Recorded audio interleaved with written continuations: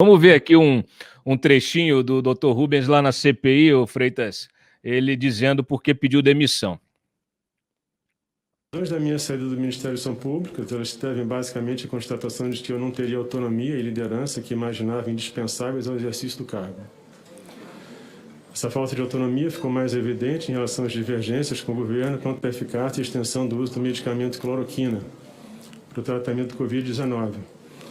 Enquanto minha convicção pessoal, baseada nos estudos que naquele momento não existia evidência de eficácia para liberar, a gente vai falar um pouco sobre isso. Existia um entendimento diferente por parte do presidente, que era amparado na opinião de outros profissionais, até do Conselho Federal de Medicina, que naquele momento autorizou a extensão do uso. E isso aí foi o que motivou a minha saída, Sem a liberdade para conduzir o Ministério, conforme as minhas convicções, optei por deixar o cargo. Agradecendo ao presidente o convite e a oportunidade de exercer a função, na esperança de ter deixado alguma contribuição com os estudos iniciados e com as diretrizes traçadas. Antes do teu comentário, eu vou acrescentar o seguinte. Ele, durante a CPI, foi questionado sobre o uso da cloroquina, se seria um crime. Ele falou que não, ele acha que é um erro apenas. Ele diz assim, em relação à parte ética, essas pessoas acreditam no que estão fazendo, mas a minha impressão é de que a prescrição é inadequada. Na minha opinião, seria mais uma questão em relação à competência do que uma coisa criminal. As pessoas estão morrendo, né? Tem gente aí que está tentando, além de morrer porque eu uso um negócio que não faz efeito, tem gente que usou muito a cloroquina, acabou com efeitos, sofrendo os efeitos colaterais da cloroquina, inclusive já há relatos aí na imprensa de pessoas que precisaram fazer transplante de fígado por causa do uso disso. Como que não é uma coisa criminal, né, Mário? São duas coisas aí que nós precisamos explicar. Eu acho que essa fala do Nelson Teich, ela sobrepõe, ou melhor, do Dr. Rubens, sobrepõe duas coisas que são, do ponto de vista legal, diferentes. Uma coisa é a autonomia do médico para receitar cloroquina. Está em discussão no meio médico, né? Uma boa ala defende que o médico pode adotar tratamentos que ele julga, que ele julga adequados, apesar da falta de evidência científica, enfim, baseado no sei lá no quê, no tino, enfim. Eu acho isso duvidoso, eu acho que não pode, eu acho que se há estudos comprovando que a cloroquina não tem eficiência e que pode ameaçar a saúde do paciente, inclusive da parte da Organização Mundial de Saúde, independentemente de eu gostar ou não gostar da Organização Mundial de Saúde, eu acho que o médico não poderia prescrever a cloroquina. Então, assim, o Conselho Federal de Medicina, enfim, as associações todas médicas deviam proibir o uso de cloroquina. Isso eu acho que teria que ocorrer. A outra coisa é o crime do presidente da República, que ele não é médico. Ele não tem competência para nem próxima, né, de ficar prescrevendo cloroquina. E em vez de comprar vacina, fabricar cloroquina e servir como garoto propaganda de um remédio que inclusive pode fazer mal à saúde. Aí é outra coisa. Aí o crime está claro. Da parte médica, é preciso que as associações médicas, os conselhos médicos, né, as lideranças médicas estabeleçam ali limites para, olha, isso aqui não pode usar. Eu acho que deveria ocorrer, né, de uma maneira assim, de cima para baixo, a proibição e acabou. Agora, do lado do presidente da República, independentemente disso, o crime para mim é evidente, né? Ele fez propaganda enganosa, uma propaganda irresponsável, criminosa, assassina, de um remédio que não funciona e que pode, inclusive, agravar ainda mais o estado de saúde de um paciente de Covid. Então são coisas diversas. Bom, o próprio Nelson Teich, em relação à questão da autonomia médica, né, ele fala aqui, O problema que eu vejo em relação a você liberar medicamentos de uma forma indevida é que você não sabe como eles vão ser usados. Você não sabe se a dose vai ser alta, você não sabe como isso vai acontecer no dia a dia. Até para proteger a sociedade, você tem que ter cuidado. A autonomia médica assume que todo médico tem conhecimento máximo sobre tudo que ele faz.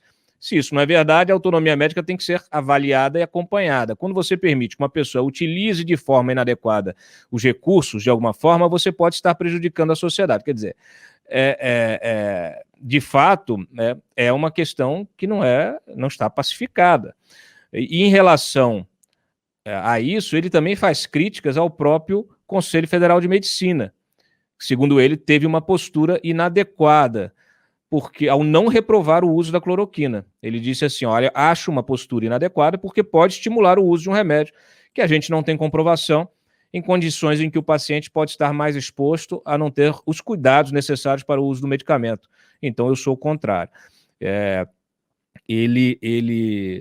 A gente aqui até lembra, né, que esse negócio da cloroquina avançou de tal maneira que chegaram a prescrever, teve gente aí prescrevendo nebulização de cloroquina. Mas, olha aqui. E muita gente morreu, né? Exato. Então, na sequência, o Dr. Rubens separou as coisas, né? O que não pode é a manchete confundir, assim, parece que o Nelson Teich, o Dr. Rubens, está defendendo o Bolsonaro. Não, ele não está defendendo o Bolsonaro, ele está falando de coisa diferente. Da parte médica, como não há autonomia médica, não tem nenhuma restrição, neste caso, formal, deveria ter moral, né? Mas muitos não têm. Então, isso não configuraria crime da parte do médico que receita, mas da parte do presidente da República, isso não é ele que está dizendo, sou eu e todas as pessoas sensatas, né, que não... enfim, que aí sim, o presidente não pode nem receitar aspirina, muito menos cloroquina, né? Agora, tem um terceiro ponto aí, Cláudio, que a gente tem que abordar, é que essa liberdade que existe no Brasil para comprar medicamento. Isso é um absurdo, né? E não é só no caso da cloroquina, ivermectina também, né? Que causa muitos danos.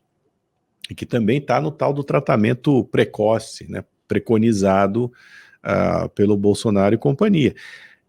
Isso está mostrando de que é preciso ter controle na venda de remédios no Brasil de uma maneira mais efetiva. Não é possível. Você entra numa farmácia e o cara te entope de remédio, faz promoção de remédio, né? Leve 3, pague 4, pague 3, leve 4. Onde já se viu um negócio desse, né? Uma coisa é vender livremente, suplemento vitamínico, essa besteirada toda, isso aí, ok, né? Uma aspirina, tá bom. Mas, esse tipo de remédio, vermífugo, remédio para cloroquina, para quê mesmo?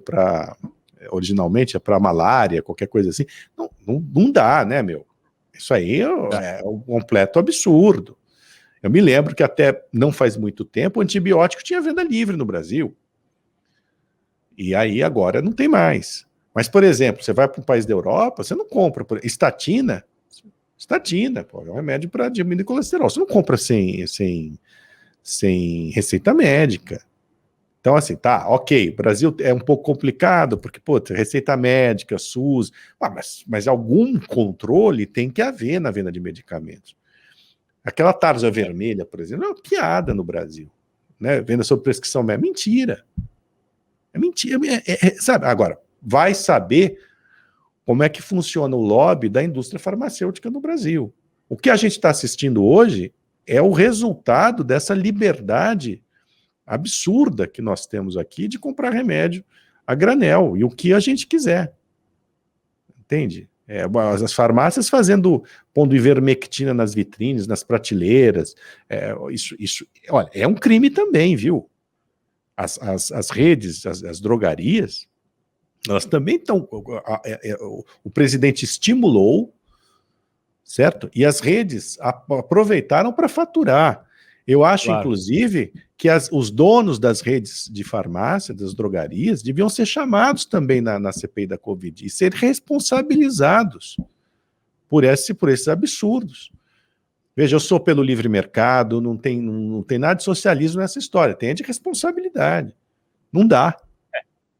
Ainda mais numa situação em que você está enfrentando uma doença que você não conhece, né?